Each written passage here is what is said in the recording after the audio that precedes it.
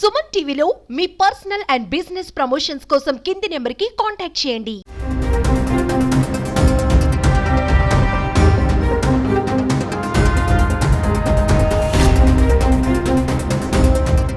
వైఎస్ఆర్సీపీ నాయకులు గ్రామాలలో అరాచకంగా చేస్తూ ఈ యొక్క రెవెన్యూ సదస్సులను రాత్రికి రాత్రే చాలా మంది రికార్డులు కూడా మార్చేయడం జరిగింది.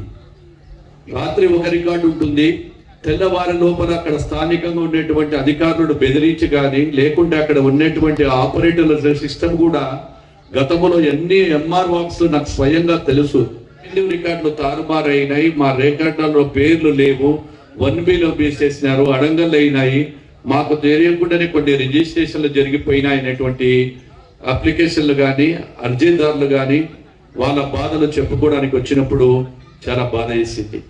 ఇవన్నీ కూడా మా గౌరవ ముఖ్యమంత్రి గారు ఏదైతే ప్రజల వద్దకే ప్రభుత్వాన్ని తీసుకెళ్ళాలి, ఈ రెవెన్యూ రికార్డులలో పేదవాడు అన్ని కులాలకు కానీ పార్టీలకు అతీతంగా మనం అన్యాయం జరిగిన ప్రతి ఒక్కరికి న్యాయం చేయాలి అనేటువంటి ఉద్దేశంతో ఈ రోజు ఈ రెవెన్యూ సదస్సులు కూడా పెట్టుకుంటూ ఈ రోజు చాలా విషయాలు కూడా మన అధికారులు చెప్పడం జరిగింది. మీకు అందరికీ ఎటువంటి ఒత్తిళ్లకు మీరు లొగ్గవలసిన పరిస్థితి కాదు. ఇది ప్రజల ప్రభుత్వం, ప్రజలు మమ్మల్ని ఎన్నుకున్నారు.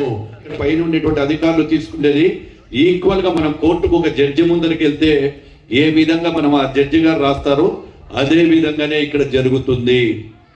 ఏ ఒత్తిళ్లకు కూడా లొగ్గము. ఎందుకంటే ప్రజలకు న్యాయం జరగాలి. ఈ యొక్క రెవెన్యూ సదస్సుల ద్వారా సమూల నిర్మూలన. ఎందుకంటే గత ప్రభుత్వంలో చేసిన తప్పులు మళ్ళీ మేము చేస్తే ప్రజలు మమ్మల్ని క్షమించారు. గత ప్రభుత్వం వాళ్ళు తప్పు చేశారు కాబట్టి వాళ్ళని శిక్షించింది. ఇచ్చిన ఆస్తుల మీద జగన్మోహన్ రెడ్డి గారి ఫోటో వేసుకోవడానికి ఎవరిచ్చారు హక్కు? ఎవరు కల్పించిన హక్కు అది? మన నాన్నగారి ఫోటోలు లేవు, లేకుంటే ప్రభుత్వం ఫోటోలు ఉంటాయి. జగన్మోహన్ రెడ్డి నాన్న రాజశేఖర రెడ్డిదా, వాళ్ళ అబ్బాయి రాజారెడ్డిదా? ఆ రోజు మన రెవెన్యూ బుక్కుల మీద ఏ ఫోటో తీసినా ఆయన జగన్మోహన్ రెడ్డి గారే. ఆస్తి మన తల్లిదండ్రులు తినగనక సంపాదించి మనకిస్తే వాళ్ళు ఈ రోజు ఫోటోలు పెట్టుకొని జగన్మోహన్ రెడ్డి గారు ఇచ్చినట్టు రాసుకుంటారు. ఆ సర్వే రాళ్ళ మీద కూడా కోట్ల రూపాయలు పెట్టి ఆ యొక్క రాళ్ళ మీద ఆయన ఫోటోలు. ఏంటి సర్వే రాళ్ళ మీద కోట్ల రూపాయలు పెట్టి ప్రజాధనం కాదా? ఆ ప్రజల డబ్బు కాదా?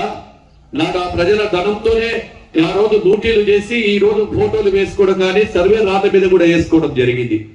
సిగ్గు శరం లేకుండా ఇప్పుడు మనం పెడతా ఉంటే అప్పటికి 6 నెలల కాలం లేదు ప్రభుత్వం మీద విమర్శలు.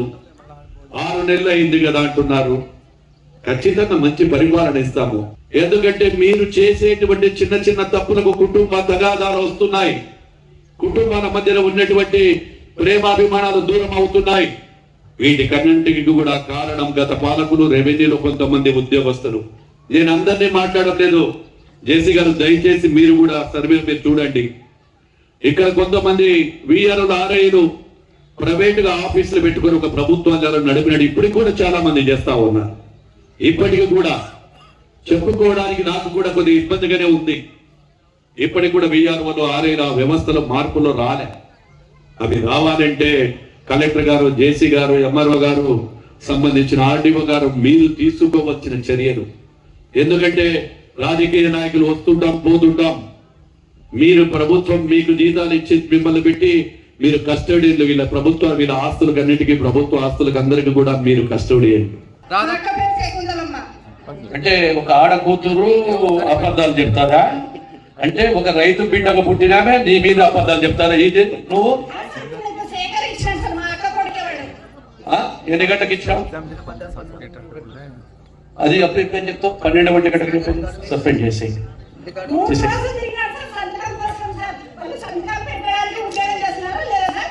రికార్డు కూడా ఉందా? వాయిస్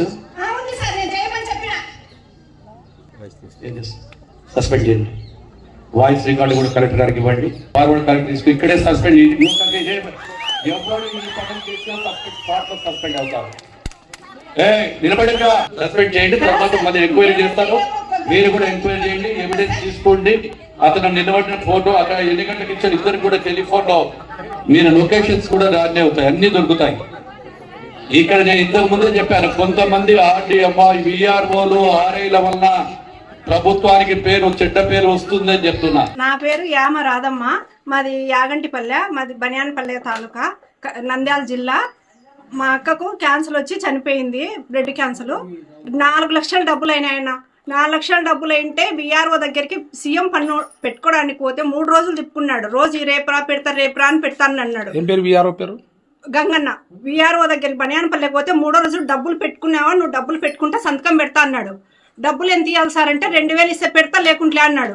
మా ఆయన పోయినట్టు ఏం సార్ 2000 అంటే 1500 నీ లాస్ట్కి అన్నాడు. అంటే బంగపోయి 1200 ఇచ్చేసి వచ్చినామన్నా.